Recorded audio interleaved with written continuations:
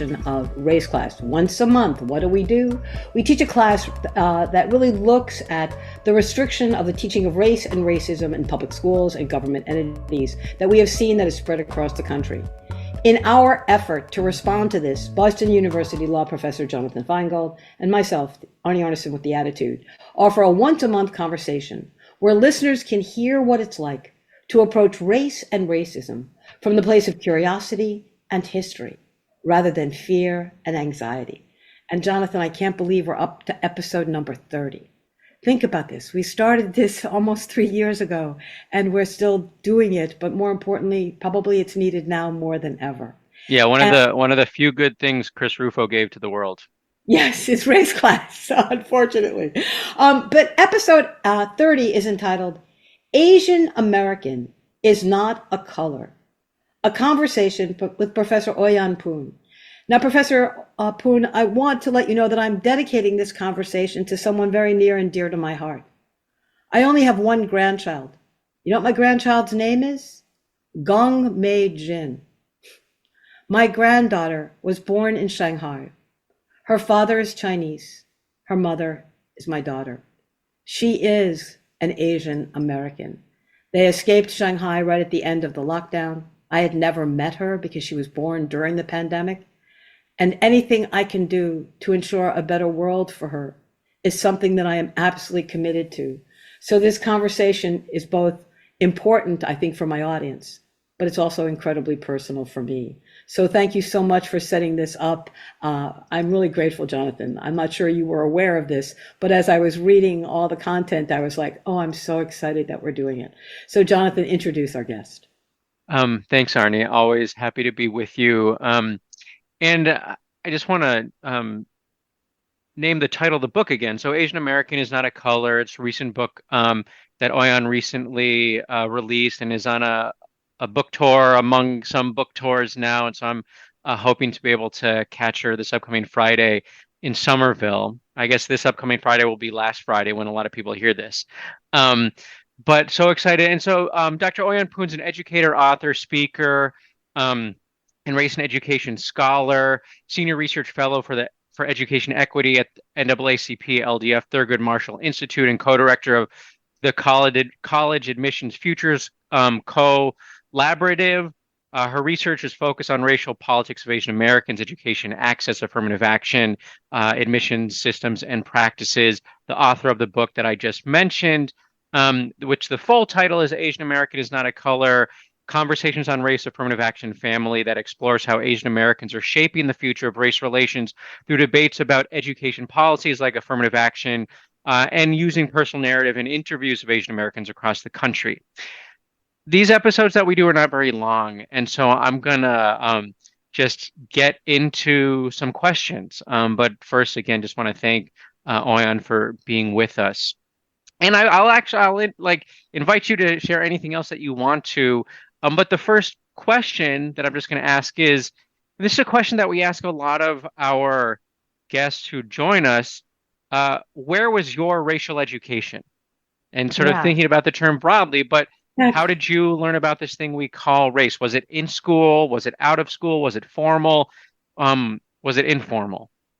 Yeah, thank you so much for having me here. I absolutely love this podcast and the spirit of it, entering with curiosity and I would say also empathy. And Arnie, I love that you're dedicating this to your granddaughter, because I wrote this new book to my own daughter and as a mother, because becoming a mother was definitely a shift in my own identity and really made me rethink a lot of what I know of this world to be true.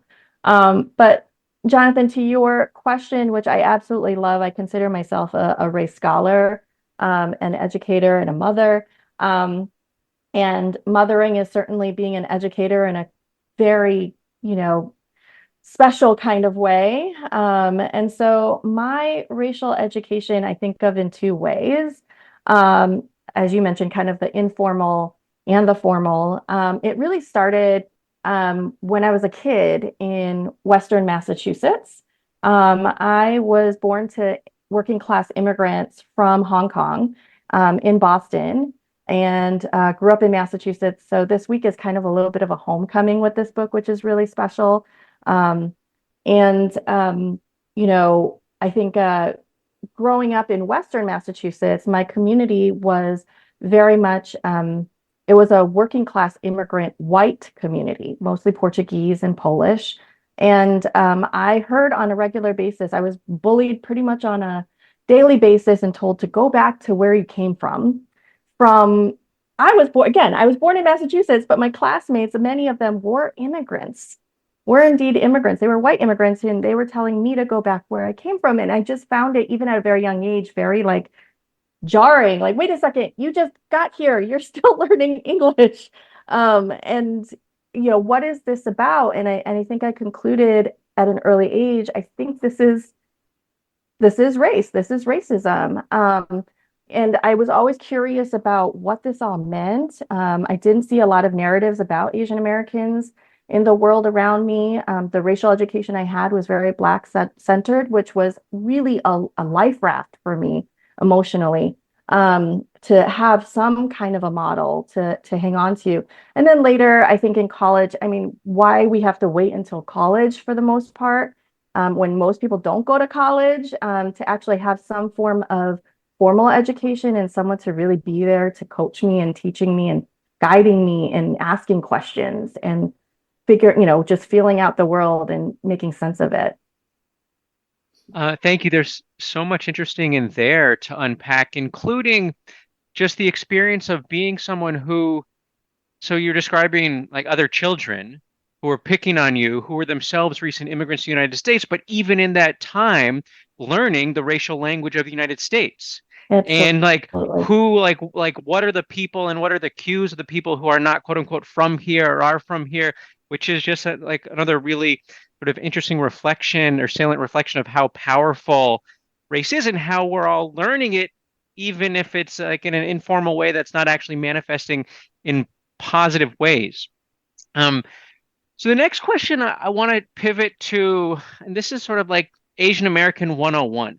So so I've read two books recently that are sort of about parenting. One is from a college friend, Lucas Mann, who's sort of like, he's a writer and it's like he's sort of like parenting like of a like dad of a daughter, and it's like beautiful and insightful. And then yours is this really deep, insightful exploration of race, but in conversation with your daughter. And I was so grateful for the combination of accessibility and nuance, because it was just so wonderful. And something that you mentioned, but I think is, not sort of like common sense, is that Asian Americans are sort of new. Mm-hmm. That in the 1950s, there weren't quote unquote Asian Americans in the United States. And someone's like, well, what do you mean? And so if like someone were to say Asian Americans didn't exist before the 1960s, what does that mean? Yeah. Like, where does Asian American come from?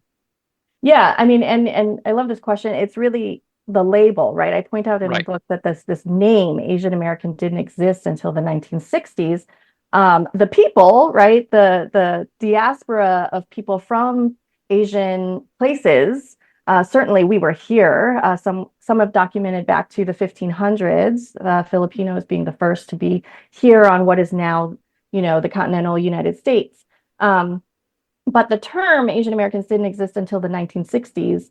Until then, and I would even say currently, most people of various Asian diasporas, migration patterns, we consider ourselves first and foremost ethnic Asian. So I'm Chinese American, my husband is Thai American, right? And so on and so forth.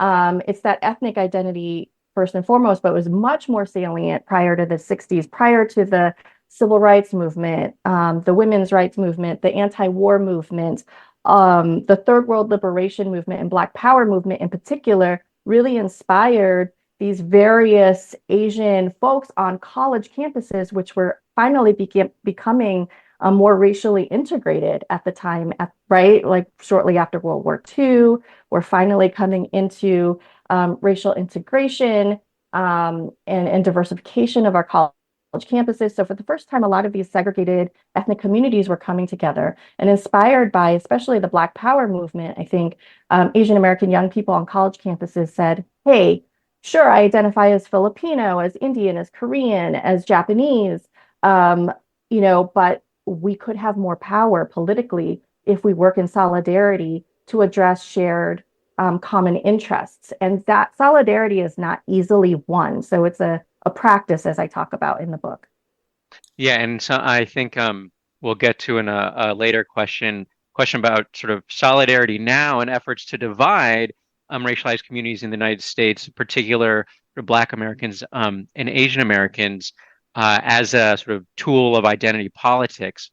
But first, I want to get to a term that you introduce in the book that I found really interesting and insightful, and use this term identity wrestling. And so I was just wondering if you could explain what you mean by identity wrestling and how it applies to Asian Americans.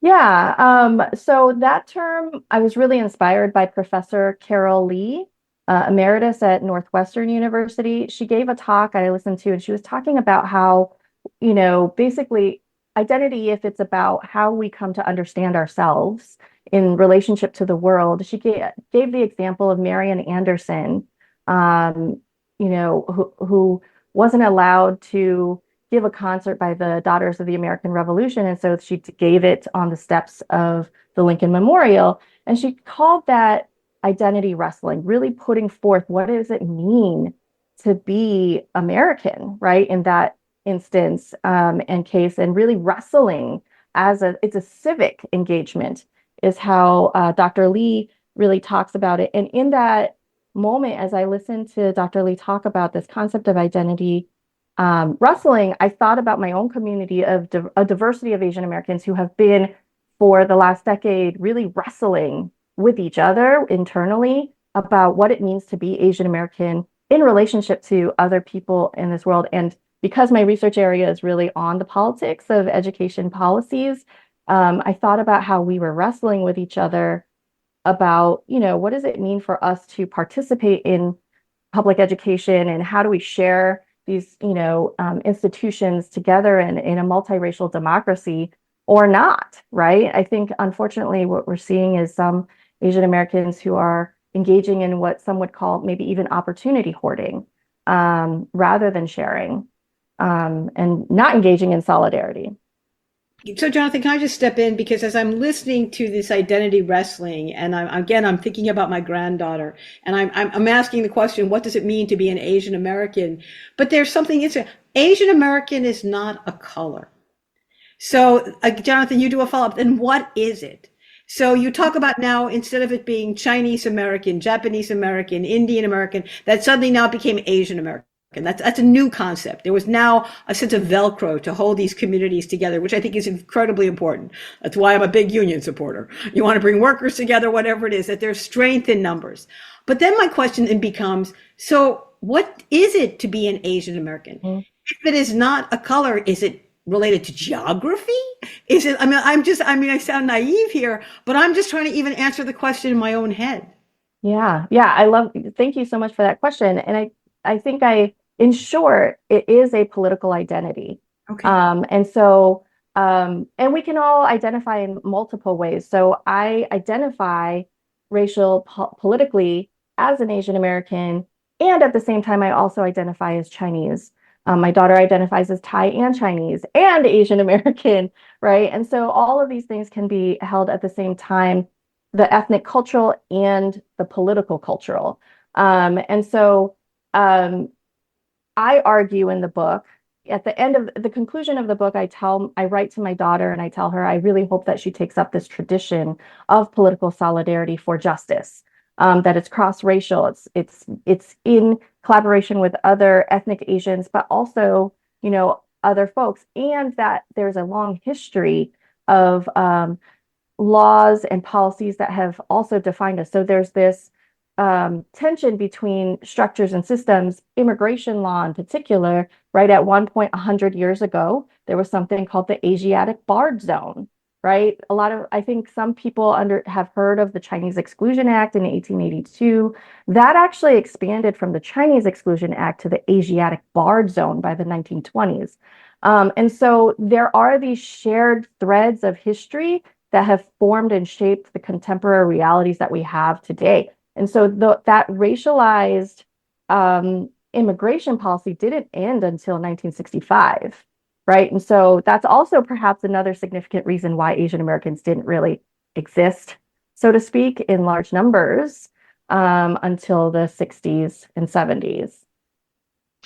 So we only got about 10 minutes left. And in a little bit, I want to circle back to the approach of sort of the use of the short letters to your daughter, and how you're sort of connecting that to like really rigorous academic scholarship, just as a mode of communication. But I want to get back to sort of concepts like identity wrestling and solidarity. And so just to comment that, so well, what does unify group, like whether the term is Asian American or another term, a community that is like as diverse as any like group of people could be. And one of the unifying features is that as a function of being just socially understood as a member of that group, you are vulnerable to particular sorts of racial harms, including being identified as someone who's quote unquote not from here, even if you happen to be like more from here than the person who is using sort of that just sort of that racial common sense against you. Another way to say it is that and the book really does a nice job of surfacing this. A unifying feature is that you are vulnerable to anti-Asian racism, Right. and that like that's a precarity you face regardless of sort of the Asian ethnicity that you identify with, or the particular identity that you might subjectively hold. But so we're almost on the year anniversary, as OiYan, you mentioned before we started recording today, of SFFA v. Harvard, when Ed Blum, who is one of the most successful sort of anti-inclusion, anti-civil rights warriors of the past generation, and who's backed by essentially all of the right-wing foundations and think tanks, one thing that he intentionally and successfully did was he marshaled this narrative leading up to that litigation, with the claim being that affirmative action harms Asian Americans and is pitting students of color against each other, which, if you actually care about the like limited facts raised in that case, is not the case. That the primary sort of headwind Asian Americans faced were racial preferences that white students enjoyed. But Right. could you just share more about how, and like maybe offer the concrete example that you shared with Arnie and me before, of how Stephen Miller, one of Trump's sort of main, I don't know what the word is, just like main, anti-civil rights warriors, I'll use that term again, is using sort of looking ahead to the 2024 presidential election to try to, again, using race politically, whether we call it sort of cynical identity politics or racial wedge, and this narrative that is centering Asian Americans, that isn't about Asian Americans, but is using them as a right-wing political device. Yeah, absolutely. So, what Stephen Miller and Donald Trump are doing now, I fear, is that they're learning from what Ed Blum did, right, with the SFFA cases, and using the stereotypes of Asian Americans as hardworking and disregarded. They were really engaged. They're really engaging in a racial manipulation of, is there such a thing as anti-Asian racism? Yes, that's very real. And I think in my research of Asian Americans who are both opposed and supporters of affirmative action, everyone said, yes, racism is a problem. Anti-Asian racism is a problem. So how are we going to combat this problem? And there is a segment of the Asian American population that feels that equity policies, diversity policies reject the realities of anti-Asian discrimination and racism, and they feel gaslit, quite frankly. And so the right, Stephen Miller and Donald Trump and others, are really leaning into, yeah, you are being gaslit. Equity is anti-Asian. It is actually it is racist. And why are the Democrats really pushing this narrative? It's so unfair, right? And so for a population that has been neglected for centuries, right, our experiences and our overcoming adversities and collective pushes, right, for more justice, is being disregarded, or some people feel disregarded and disrespected. For the first time, some people are feeling like, oh my gosh, this major political party is finally seeing me.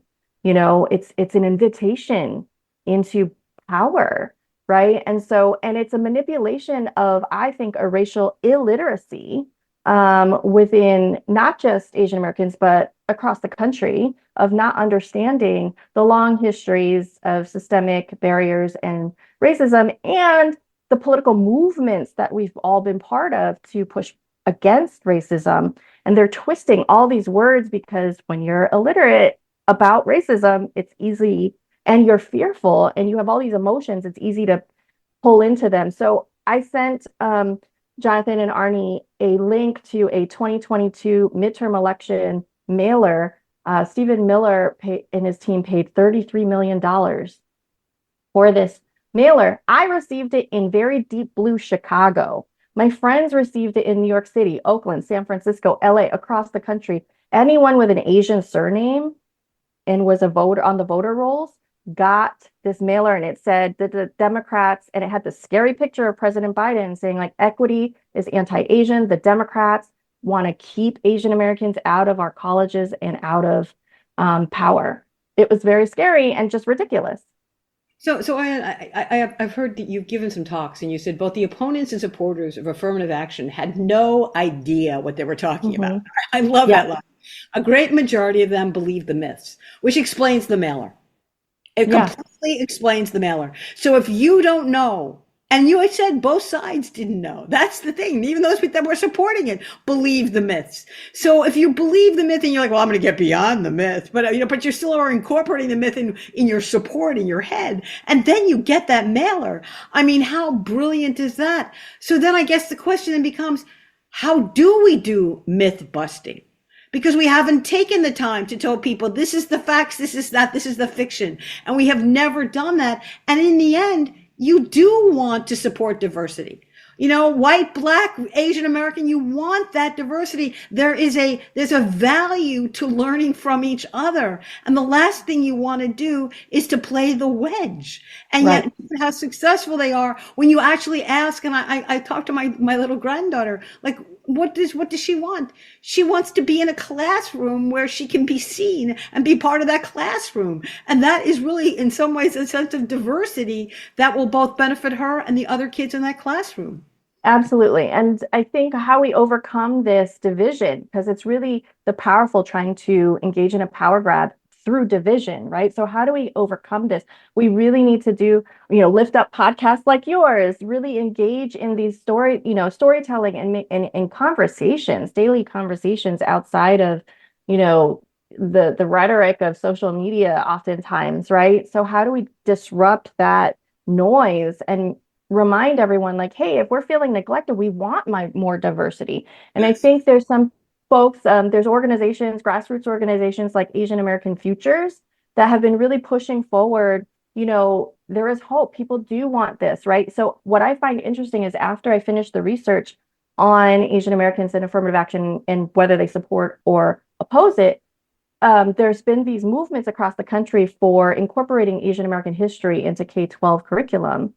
And what I found fascinating was some of these affirmative action opponents that I had interviewed were really for Asian American studies in the classrooms, right? So I'm like, so something is not reaching them. We're not communicating with them. I will say that I've also noticed, the Democratic Party doesn't do a great job with reaching out to the diversity of our populations and affirming like, yes, the answer is coming together. The answer is having more diverse, recognizing our diversity and affirming that.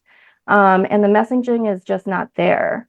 And we are so far behind the 8 ball on these issues on the left.